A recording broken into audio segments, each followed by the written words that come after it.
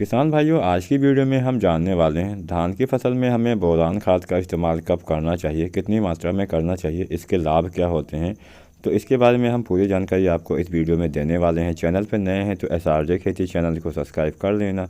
कोई भी आपका सवाल हो नीचे कमेंट बॉक्स में आप आसानी से पूछ सकते हैं। तो सबसे पहले हम थोड़ा बहुत इसके बारे में जान लेते हैं, इसके काम क्या होते हैं, लाभ क्या होते हैं और इसकी कमियाँ क्या होती हैं। उसके बाद में हम जानेंगे कितनी मात्रा में हमें और कब प्रयोग करना है। तो दोस्तों, जैसे हम अन्य पोषक तत्वों को देते हैं अपने पौधे में, उसी तरह से हमें बोरान की भी पूर्ति करनी होती है। अगर हम पोषक तत्वों को सही समय पे अपने पौधे में नहीं देते हैं तो पौधे में बहुत तरह के रोग लग जाते हैं, बहुत तरह की बीमारियां लग जाती हैं, पौधा कमज़ोर हो जाता है, आपका सही से ग्रो नहीं कर पाता है, पौधे में फल या फिर बालियां कम हो जाती हैं। माइक्रो न्यूट्रिएंट्स यानी सूक्ष्म पोषक तत्वों में सबसे ज़्यादा काम जो होता है वो बोरान का ही होता है, सबसे ज़्यादा महत्व इसी का होता है। अगर हम जिंक खाद को छोड़ दें तो सबसे ज़्यादा काम इसी का होता है। दोस्तों, बोरान पौधे की कोशिकाओं में घुलनशील रूप में होता है और उसकी झिल्ली को मजबूत बनाता है। बोरान तत्व पौधे की जड़ों द्वारा अवशोषित जो जल होता है यानी पानी होता है और जो खनिज लवण होते हैं, इनको जाइम कोशिका के माध्यम से पौधे के संपूर्ण अंगों तक पहुंचाता है। इसका सीधा मतलब यही हुआ कि पौधे जो जड़ों द्वारा भोजन बनाते हैं, जो पोषक तत्व को ग्रहण करते हैं, पानी को ग्रहण करते हैं, वो पौधे के अन्य जो भाग होते हैं, पत्तियाँ, तना,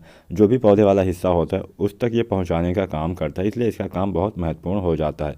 अर्थात बिना बोरान के पौधे अपना जीवन चक्र पूरा नहीं कर सकते हैं। तो कुल मिला के अगर बोरान तत्व तो नहीं रहेगा तो पौधे आपके ना तो बढ़ेंगे, ना तो उसमें जो भी जड़ों द्वारा वो ग्रहण करते हैं ग्रहण ही नहीं कर पाएंगे, तो पौधा आपका कहाँ से चल पाएगा।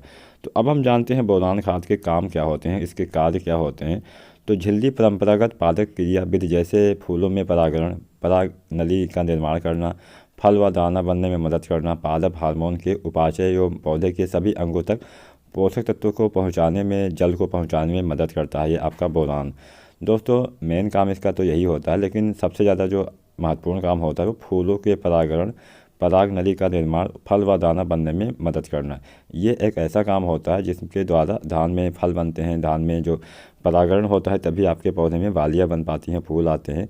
तो इस कारण से इसका काम काफ़ी महत्वपूर्ण हो जाता है। पराग नली का निर्माण यही करता है, इसीलिए आपके जो धान की फसल होती है उसमें दाने बन पाते हैं, उसमें फल बन पाते हैं। तो इसलिए इस खाद का महत्व काफ़ी अधिक हो जाता है। सारी फसलों को अगर हम जोड़ें तो सभी फसलों में इसका महत्वपूर्ण योगदान होता है और धान की फसल में भी महत्वपूर्ण योगदान होता है, क्योंकि धान में फूल बनने में मदद करता है, पराग नली के निर्माण में मदद करता है, फल बनने में, फलियाँ बनने में, दाने बनने में मदद करता है। तो दोस्तों, अब हम जानते हैं कि अगर आपके पौधे पे जो बोरान की कमी हो जाती है तो उसके लक्षण क्या होते हैं।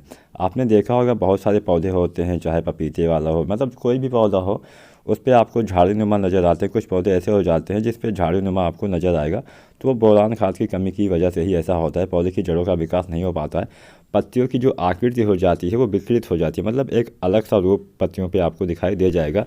पौधे में कलियां कम बनती हैं, फूल, फल, बीज ये भी कम बनते हैं। फूल में निषेचन की क्रिया बाधित हो जाती है, क्योंकि परागण वाली जो पराग नली होती है वो सही से बंद नहीं पाती है, विकसित नहीं हो पाती है, जिसके लिए बोरान का काफ़ी अहम योगदान होता है। आपने देखा होगा जो अधपके फल होते हैं गिर जाते हैं, वो भी बोरान की कमी की वजह से ही गिरते हैं, या फिर फलियाँ जो गिर जाती हैं।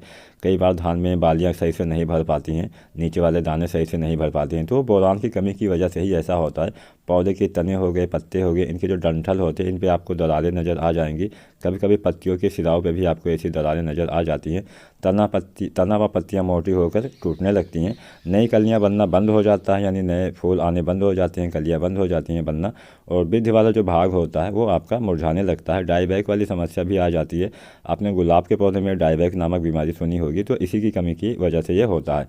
तो दोस्तों, यहाँ पे तो हमने कमियाँ जान ली, लाभ जान लिया कि इसकी कमी क्या होती है, लाभ क्या होते हैं। अब हम जानते हैं कि हमें कब प्रयोग करना चाहिए धान की फसल पे।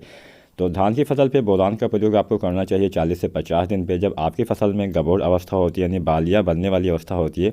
उससे पहले अगर आप इसका छिड़काव करते हैं तो काफ़ी बेहतर परिणाम आपको मिल पाता है, यानी बालियाँ निकलने से पहले आपको जो बोरान खाद होती है इसका इस्तेमाल करना चाहिए। अब हम जानते हैं मात्रा के बारे में। तो 100 ग्राम आपको लेना है बोरान खाद, इसके साथ आपको लेना है NPK 05234, NPK 05234 की मात्रा आपको लेनी है 1.5 किलोग्राम। इसके साथ में आपको 100 ग्राम बोरान खाद लेनी है और इसके साथ में आपको 1.5 किलोग्राम यूरिया लेनी है। इन तीनों को घोल के आपको अपने धान की फसल पे स्प्रे करना होता है, जब धान में बालियाँ मतलब निकलने वाली होती है उससे पहले।